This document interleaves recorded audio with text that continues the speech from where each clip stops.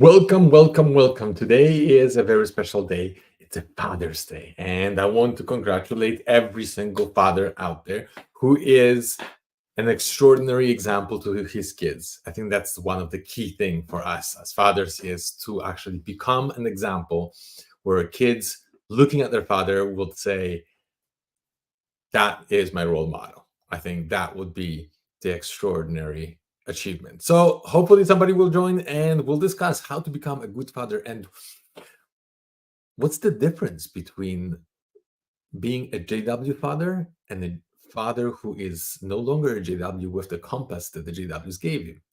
Let's see.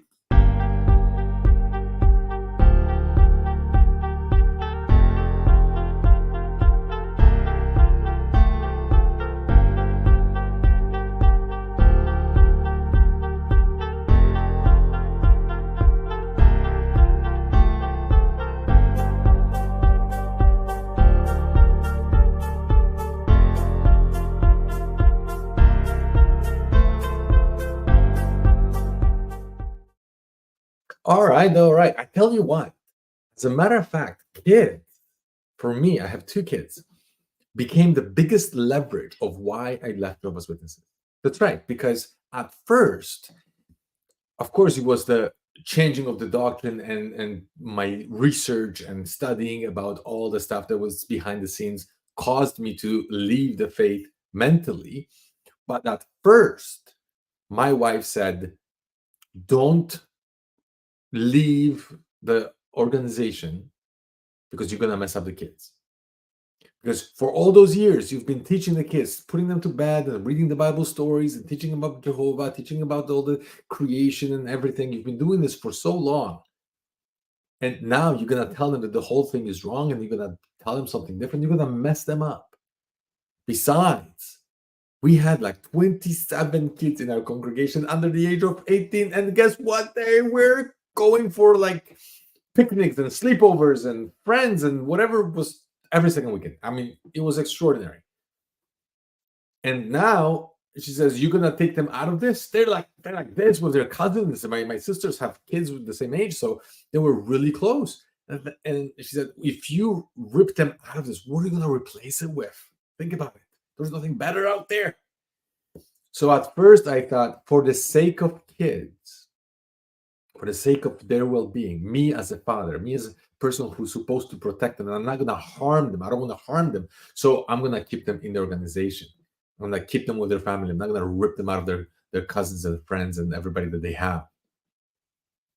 But I tell you, there was one moment when everything turned around, when I realized I'm not really protecting the kids by leaving them in the organization.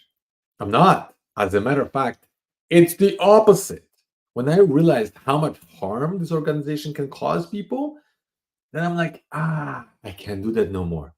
I can't pretend that this is okay because I heard their voices in my head a decade from now, thinking, oh, you know what? Maybe they will leave this home, they'll get married, they'll have their partners, they'll have the kids, and they'll come to me and they'll say, Dad, you knew this? You knew that the whole thing was wrong and you didn't tell us? You lied to us? How could you? What could possibly prevent you from telling us the truth?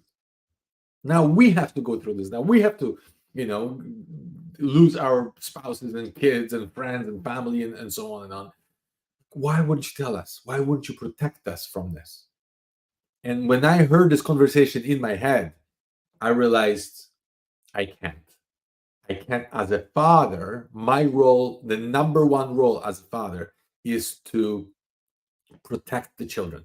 That's who you have to become. You have to become a protector of your family. If you want to be a father, your number one, the most important job that you will have is to protect your family. And if you see that whoever is trying to cause harm to your children, then your job is to step in and say, no, you're not going to do this. And the problem is with GW is that you don't see this harm right away. As a matter of fact, you see a lot of good in it, because obviously not everything in the organization is evil and wrong. So there's a lot of good. There's a lot of community. There's a lot of positive things that kids can bring out. And in their environment that they're in, a lot of trust is there. So you think, oh, if this person is a brother, if he's a sister, then it's okay for my kids to play with their kids. It's okay if they sleep over. It's okay if they play together. There's a certain level of trust that it's harder to find outside of the organization. And or for people who were indoctrinated in this, they always ask this question: well, is this a brother? Is this a sister? Because there was a certain level of trust. So for somebody who's waking up and leaving the organization, a lot of times it's like, oh, who are we going to trust now? How are we going to teach the kids who to trust, who not to trust? So your job is to protect. For me, I knew that if I leave the kids in there, I'm not doing my job as a father, because I know that sooner or later they're going to find out the truth, and their life will be much worse if they stay in it and then later on they decide to leave, versus if they're pulled out of it pretty much immediately at a younger age, because they will adopt much quicker. So it's kind of like an operation. You know it's going to hurt, but eventually it's going to get better. If you know you have cancer, you don't just let it sit there because you're afraid you're going to have a scar. No, you got to rip it out. You got to go through the process, and then you have to heal from it. And after you heal, you're okay. But there is a certain period of time where you know it's going to be hard. You know it's going to be painful. Maybe they'll even say stuff to you that you will not feel good. But the role of a father is to have that vision for your future and the future of your kids. Try to figure it out what could possibly harm them. And even if they don't see it, you, with your experience, with your life experience, knowledge, and values that you have, your job is to do the best you can to protect them from harm. That's the number one job that you have as a father.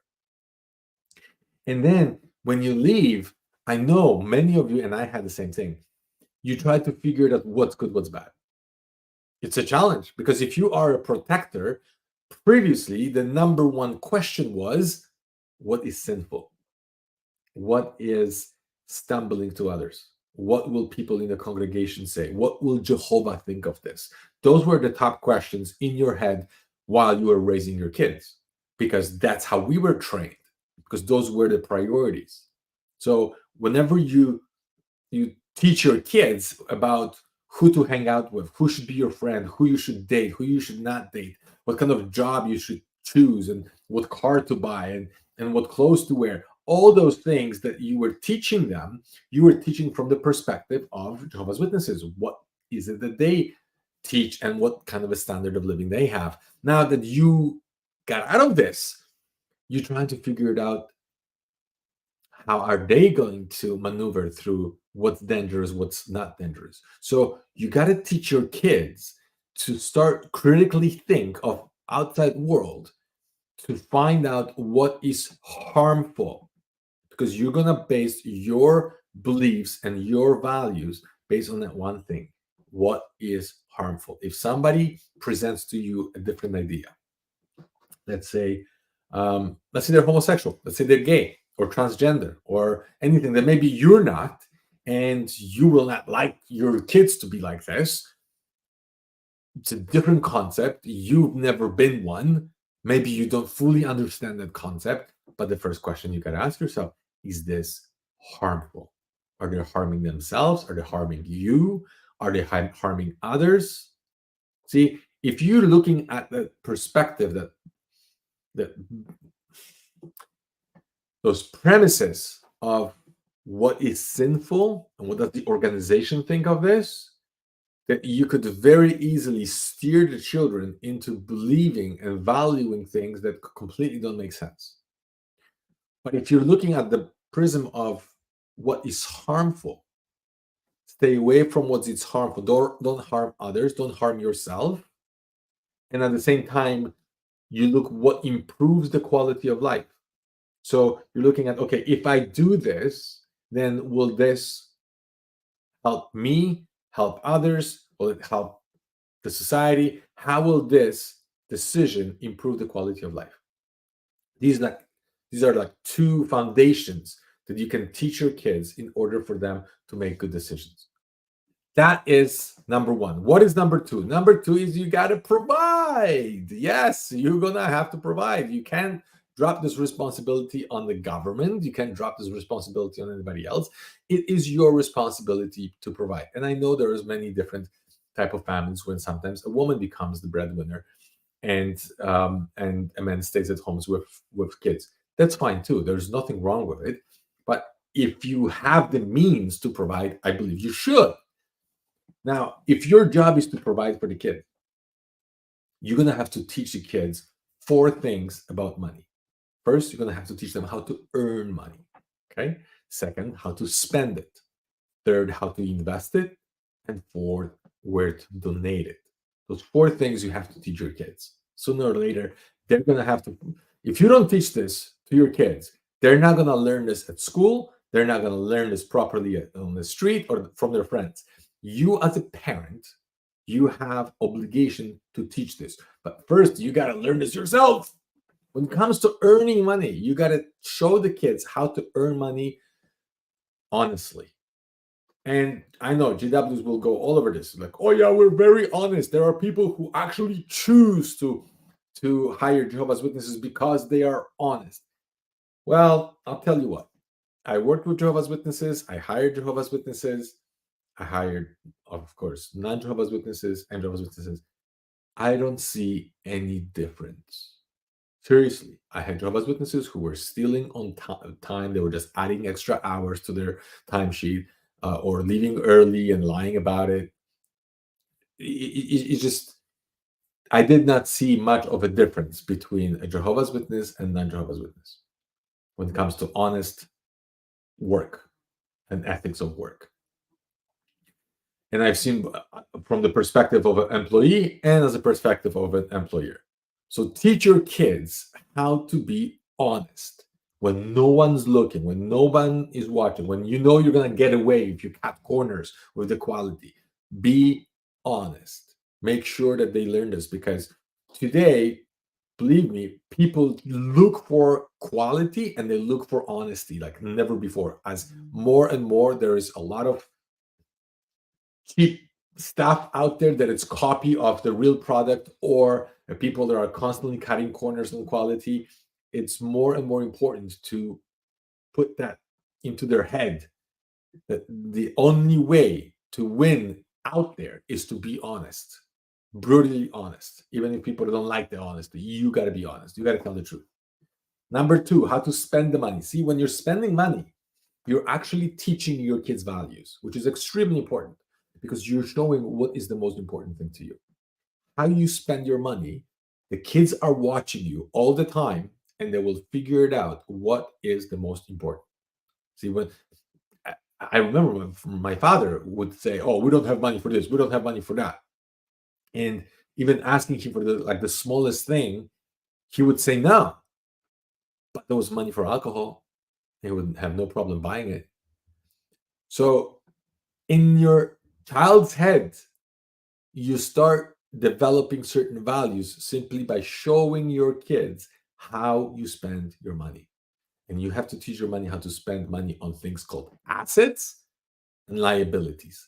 And if you don't know what the difference is, I'll just tell you quickly. Assets are things that put money into your pocket. Liabilities are things that take money out of your pocket. You have to learn how to buy both.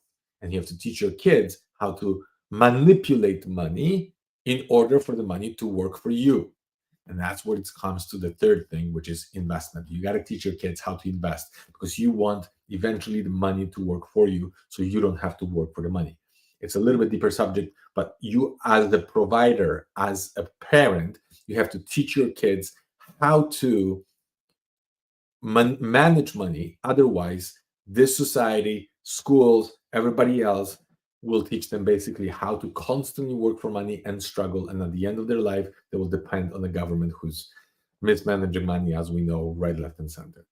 And the fourth thing is you got to teach kids how to contribute. See, when you contribute, when we're Jehovah's Witnesses, most Jehovah's Witnesses only contributed towards worldwide work and the local congregation. Not much more was happening there. Very few contributed to any other charity or any other organization that was helping others. But now you get to choose. You could actually choose whether it's a charity or whether you choose to contribute to others, and you will actually see the effects right away.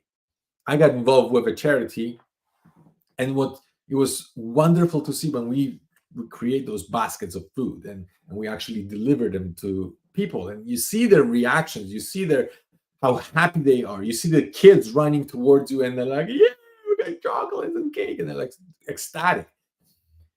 Totally different.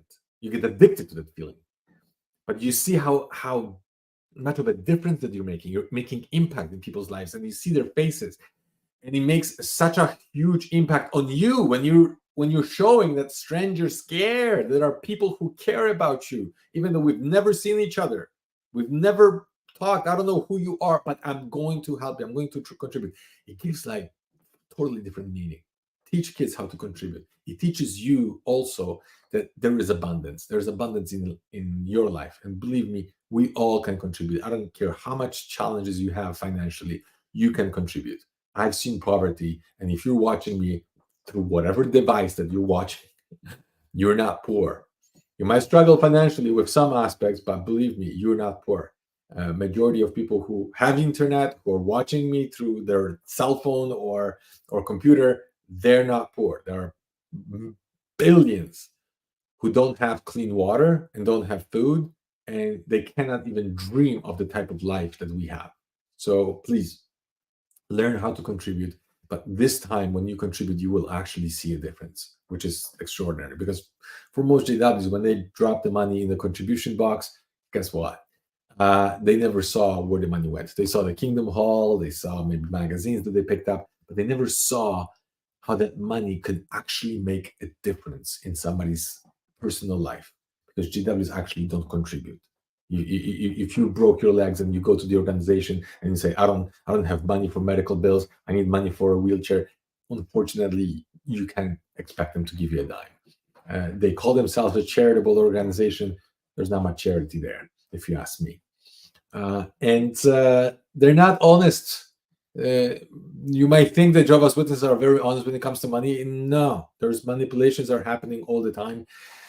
I'm not saying they're lying, but there's a lot of half truths that are given to the congregations. I'll give you one example. I think many of you went to the assembly and you heard, "Oh, we have a deficit, brothers and sisters, and this is how much you contributed, but the cost of this convention is $11,000, and you only contributed $3,000."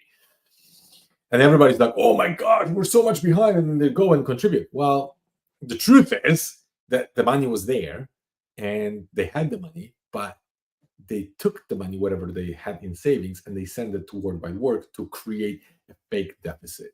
And every time they have a surplus, they send the money to World Wide Work to create a fake deficit. Because the moment people hear the word deficit, it's the moment they go into their wallet and give the money. And if they hear the word surplus, which they will never announce any surplus, okay, then the people stop giving. So there was some, in my opinion, a manipulation that was happening.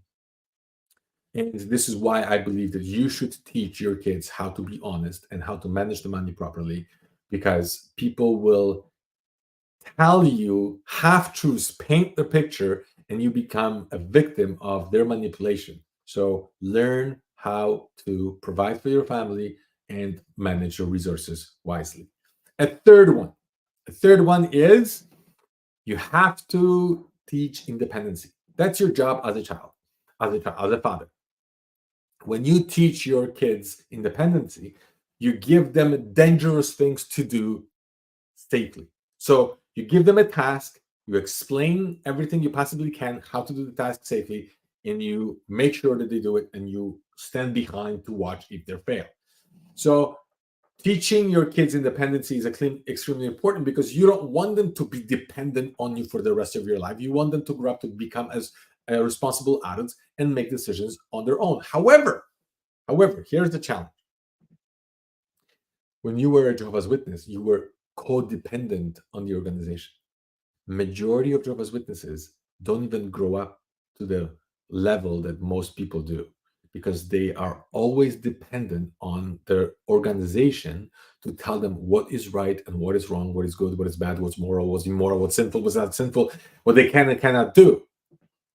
They rely on the organization to the smallest details of, should I wear a beard, or what kind of pens I'm allowed to wear, or whatever it is that they are told as guidelines, but they follow them pretty much blindly.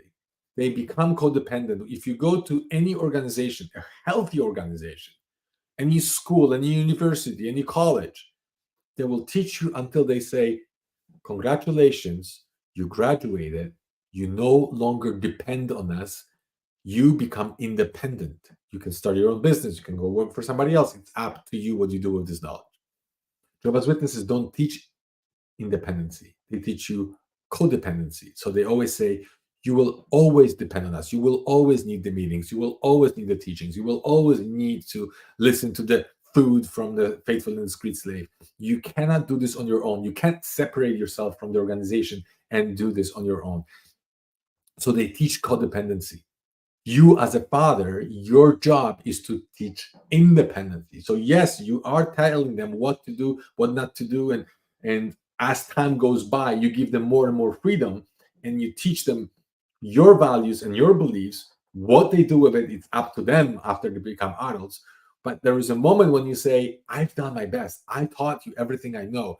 I can't teach you anymore. You are of age that you can handle life yourself. Go. Become independent. Get your own home, get your own car, get your own job, start your own family. Boom, you are independent. Teach your kids how to be independent as quickly as possible. And you can start with a very small task. I remember when my kids said, oh, Dad, we want a dog. We really want a dog. I'm like, you want a dog? Okay, fine. Let's do this. I could have easily buy them a dog and say, hey, yeah, here's a dog. But I'm like, no, I'm going to use this to teach them a lesson. I said, okay, I'll buy a dog, but you have to buy all the accessories for the dog. And if you want to buy accessories, then you have to make a list of everything, like the ball and the food ball, the water ball, and harness and the leash and whatever. And we just made all the list and said, okay, about $100. You need about $100 to buy all the accessories. And the kids were like, I don't know, 8, 10 years old. Where do we get the money? They don't get the money. So I made a list of all the things they can do around the house, which they will get paid for. So, you can vacuum $1, wash the dishes 50 cents, dust 50 cents, whatever it was, right? We made the whole list and they were ecstatic about it. They're like, yes, we're going to earn this. And I've never seen my house that clean before. They cleaned everything. They were like, what if we clean the windows? Dad, what if we clean your car? Can we vacuum your car and get money for it? And then just like, boom, boom, boom, collecting the money. Because in their head, it was like, we do this, we get a dog, right? So I taught them that, okay, they can earn if they want to. I gave them a path and they followed through with it. But here's where they shocked me. They sit down together and they figured out, this is going to take way too long. We're not that patient. We got to figure it out how to get the $100 much quicker. I come home after a weekend, on the weekend, and I see my dining table full of money. Small change, right? But they're just the whole table full of money, and they're counting, and they're excited, and I can see their eyes. They're so happy. They're like, we got it, right? And they counting like, boom, they've got the money. And I'm like, how did you get all this money? And they said, well, we figured this whole cleaning business was a little bit too slow. So we made a lemonade stand. And guess what? People were stopping giving us money, even though they didn't even drink the lemonade. It was so cute. Like, great. I had a 6 months plan. They're going to clean my house for 6 months. And then guess what happened? Poof, the plan went out the window. But I was so proud of them. I'm like, man, you figured this out on your own. They did the stand on their own. They did everything on their own because they had a goal and they figured out we can become independent, earn money independently, even from what dad told us. That made me really proud. And even today, the kids, I'm like, hey, you want stuff? No problem. And you have to earn it. And they earn it. The one found a job herself and the other one found as well a summer job. And they're young. They're today 17 and 14. They want to work. And I'm not forcing them. I'm like, you don't have to work if you don't want to, but they want to. And they're becoming more and more independent as the time goes by. And it makes me really happy to see how they're growing, and they no longer will become dependent on me at one point in time, which is the most important thing as a parent, is to teach your kids how to become independent from you. So, last one, after they become independent, is there anything else that you can do? Yeah. The last one, number 4, is become a safety net. You taught them all your beliefs, all your values, all your strategies, all your techniques about how to protect yourself, how to provide for yourself, how to become independent, and then you become a net. What I mean is, they climb in a ladder of success in their life, and they're going to make mistakes. They're going to make many mistakes. They're going to fall. And when they fall, you're there to catch them. You're not there to do any work for them. You're there to catch them in case they fall. See, a father in the eyes of a child is like God. When the child is growing up, father is the highest authority figure in the whole world. There's nobody stronger than the father. There's nobody wiser than the father. There's nobody that will resolve the issues better than the father. If there is an issue with your sibling, if there's issue with your mother, father comes and his word is like the last, right? So for a child, when the child is looking into the father figure, usually is the highest authority. Even the teacher could be a high authority in a child's mind, but a father is a higher authority. So the moment a father walks into a classroom and says to the teacher, I'm taking my kid out of this classroom for whatever reason, the child goes with the father, and the teacher says, okay, no problem. Why? Because father is the highest authority. When you visualize your father as the highest authority, then you go with your problems to the father when nobody else can solve the problems. See, when there's a small problem, you can go to your sibling and say, let's figure this out. And maybe you do. If the problem is bigger, then usually kids will go to their mother. It's like, mom, what's this? There's a problem here, or he bite me, or this and that, right? But when the problem is really big and even the mother cannot solve this problem, then they call the father. So yes, you're gonna get the worst of the problems there is. That's your role. But it's incredibly rewarding if you do it right. Because when you do it right, you become the safety net, and the kids will have this open communication with you, because they will not be afraid that if they screw up, okay, then you're gonna punish them, you're gonna yell at them, you're gonna beat them, or some parents do that, right? So you create a safety net. You become the safety net for them. So they know, oh, you know what? We can go out there. We can take chances. We can take risk. We can screw it up. Why? Because if we do, we have somebody, we have the father who will have our back. And that is a recipe for a very healthy person who will be successful in life, because they will not be afraid of taking a risk, knowing that the father is behind them. But unfortunately, guess what happened? Many fathers do not play that kind of a role. Many fathers, instead of protecting their children, they becoming uh, their biggest enemy. Yeah, you ask many people, they do not have any good memories of their father. Father was the guy who was maybe drinking, maybe yelling, maybe beating them, who was abusive. How can you grow up as a person with good mental health when the person who's supposed to protect you became your number one aggressor?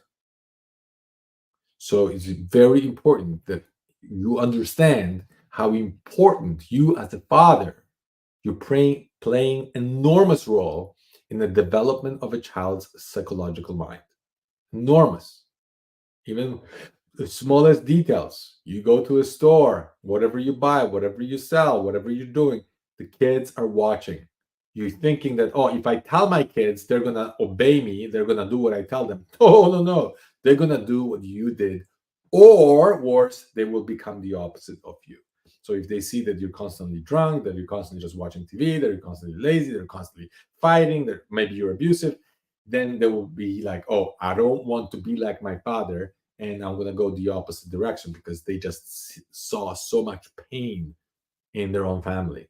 We don't want you to become a warning. We want you to become an example to them. So when they have problems in their families, when they have problems with their spouses, they're like, oh, my father resolved this conflict this way. I can copy what he did because I remember he brought good results. This is a key. You forget everything else I told you, okay, in this broadcast. Don't forget this. You, as a father, you have a responsibility of teaching your kids how to resolve conflict. And many men and fathers are completely unaware of this. Your child is watching you and they see, okay, you disagree with mom, and mom was upset at you, you screwed up, or she screwed up, or something went wrong, and there's conflict between you two. How do you resolve it? That's how their minds are gonna be shaped. Are they gonna be afraid of conflict and they're gonna hide from you and they're gonna lie to your face because they're gonna be afraid of your reaction? Or they're gonna say, oh, even though I screwed up, I know I can go to my dad and talk about it. How you resolve conflict. It's one of the biggest gifts and curses at the same time. Gift if you know how to do it right, and curse if you screwed up this. I tell you, you're gonna mess up your kids for sure. So please, four things. I'll remind them very quickly. Number one, you are a protector. Number two, you are a provider. Number three, you are teaching them how to be independent. And the fourth, you become a safety net. This is how you can become a good father or a great father. Don't even say the word good, great. An amazing father who's watching their kids, and the kids are like, oh man, that is how I want to be when I grow up. Thanks for watching, and I'll see you in the next one. Happy Father's Day.